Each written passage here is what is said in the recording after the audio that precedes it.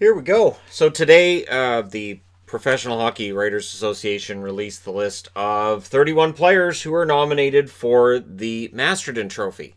Now, depending on who you ask, either the Masterton Trophy is useless or it's not. So you guys can make up your mind on whether it's useful or not. But I will say this, there's a lot of good stories in there. And there are differences with these stories, but I'm going to go ahead and got my blue marker here. There's certain players I want to talk about who I think are probably front runners, but I'll mention all 31.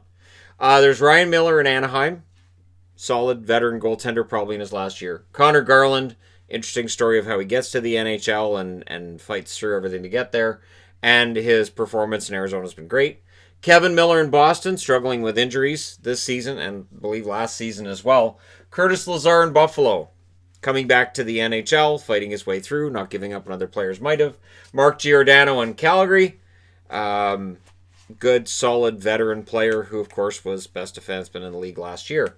James Reimer in Carolina. He's still plugging through. Actually had a decent season with Carolina. Corey Crawford in Chicago. So Crawford's an interesting one. I'm going to put a little asterisk underneath there. Yeah, it's an asterisk. It's early in the morning. Just leave me alone.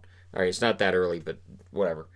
Corey Crawford, to me, he should be a front runner, not a front runner because of all the concussions he went through in this year. He stayed healthy. So I would think with all the injury problems that he has had over the years, the fact that he stayed mostly healthy this year and that I don't think he missed a game due to injury this year. Really, really, really good story for Chicago, and I would think Crawford's going to be a front runner. Graves in Colorado. Took the long way to get to the NHL. Pretty solid rookie year for him. Nathan Gerbe, one of my favorites, but I don't think Gerbe necessarily would be a front runner for the Masterton, but way to stick with it even though you're same height as me. Stephen Johns in Dallas is going to get consideration considering how much time Johns missed with injury, and now he's back in the National Hockey League. So he rightfully is going to get a lot of consideration, I would think. So that's Crawford and Johns, I think, would be the two front runners from that first column. We move over to the second column. Robbie Fabry for the Detroit Red Wings. Of course, his career came back from the dead when he gets there from St. Louis. Connor McDavid, yes. So McDavid rehabbing from an injury that looked brutal at the end of last year. And it looked like he was going to miss a ton of time, and he didn't. He ends up coming back. Because he's Connor McDavid. He's one of the hardest working players in the league. His conditioning is fantastic. And his work ethic is right up there with it. And that's normally the way it works. In most cases, your best players in the league, your most talented players, are going to be guys who are also your hardest working. Those two normally will go together. The guys who can still be among the best, even when they're not necessarily playing their best, they're not in their best condition, they can be frustrating in that you're great, but you can be even better. Noel Acciari in Florida, amazing season he had for the Panthers, coming in on a dime for the Panthers. Jonathan Quick continues to be a solid veteran goaltender for the Kings, and I was mildly surprised it wasn't Quick that they got rid of Campbell, but you know what? At least Cal Peterson gets his shot at a regular job in the NHL. Alex Stalock, good story for Minnesota this year.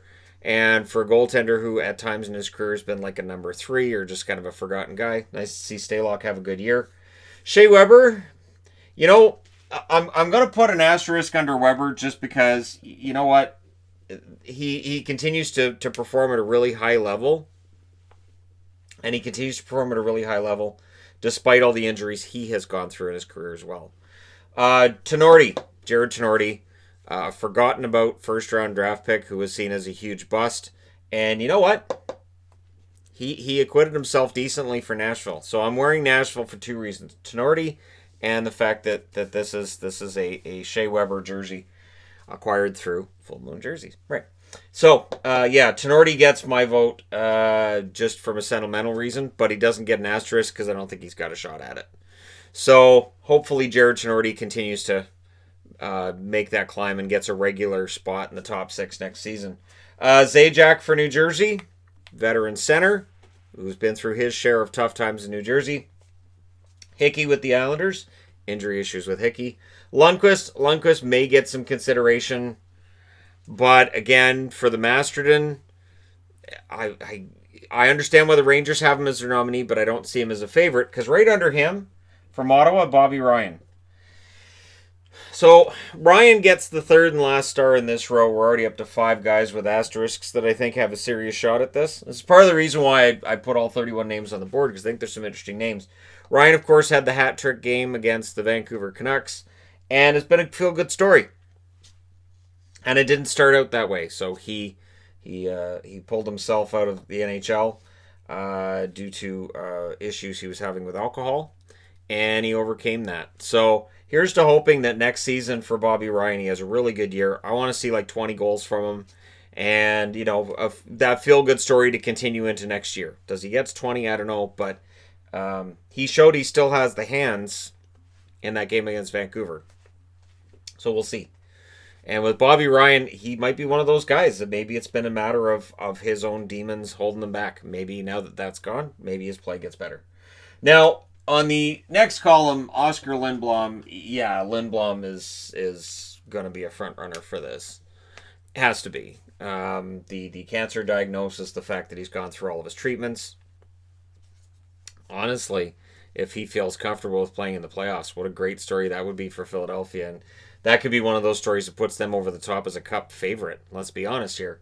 But yeah, Lindblom, good pick. Malkin was picked by Pittsburgh. I'm kind of surprised it's not Crosby, to be honest. Both of them were injured times during the year. I'm kind of surprised it's not Letang, too, with all the injury problems Letang's had over the years. And, so they went with Malkin. Maybe it was a 3-headed monster, and they said, we'll put Malkin's name out there. Joe Thornton for San Jose. He's been around for a very long time. I don't know that he gets the Masterton, though. Now, Bouwmeester. Yeah, I could see Bouwmeester being a favorite. Keep in mind, of course, Bouwmeester's career may very well be over. Heart condition will do that. And so I could see them giving him this award as sort of a send-off. And thanks for all your time and dedication. Played a ton of hockey in the NHL. Alex Killorn for Tampa. Very good season for him. A lot of goals. Zach Hyman, who fought his way through injury as well for the Toronto Maple Leafs. And there's a difference when he's not in the lineup for Toronto, too. Underrated player that way. Definitely makes a difference. Jacob Markstrom, named the Masterton Trophy nominee for Vancouver. And I'm surprised that Marc-Andre Fleury didn't get that nomination for Vegas as well. Because both goaltenders lost a parent this year. And for Markstrom, that had a dramatic effect on him. So I did the Markstrom video this morning. And just from a pure number standpoint, and just to say I feel he's Vancouver's MVP. But it's easy to forget that in some of his down games and downbeats when he came back, he had just lost his father. And that clearly was affecting his game. And then the Canucks rallied around him, and his game came together. And honestly, great story. I'm not going to put an asterisk under Markstrom because I don't think that puts him ahead of anybody else I've put an asterisk under. But great story. And that's why I'm kind of surprised Fleury isn't on the board as well. But Shea Theodore, solid pick. Michael Kempney for Washington. Of course, he was injured to start the season. And Mark Letestu. He might be the he's still playing guy on the board. There was definitely, I saw on Twitter, like, oh, this is useless, and this is just a list of guys we can't believe are still playing. Okay, sure. It's not a useless award, though. It's about perseverance and dedication to the game. And so for that reason, if I had to give out who I thought were the favorites, I would say Crawford, Johns, Ryan, Weber, McDavid, Lindblom, and Bouwmeester. And I will concede this, that what you're using to decide, it could be something that's completely different from what somebody else is using to decide. Look at the Hart Trophy. You look and you say that's the most valuable player to their team. Done. And most valuable player in the league. Done. Right? So, most valuable player to their team is the guy that you're going to look at for your Hart Trophy nominee, and then who's the most valuable in the league. Bam. But when you're talking about the dedication to the sport, right? Like it's an award that maybe it needs a different name for it. Maybe we need to have an award for an inspirational sort of story, like last year, Robin Lehner. This year, I would think Bobby Ryan, maybe Bouwmeester, Lindblom, and again, Johns could be in that category. And then maybe do you have like an injury comeback? Like, do you split it in half? Or would this be a matter of, well, if you split it in half, it just becomes 2 awards people don't care about?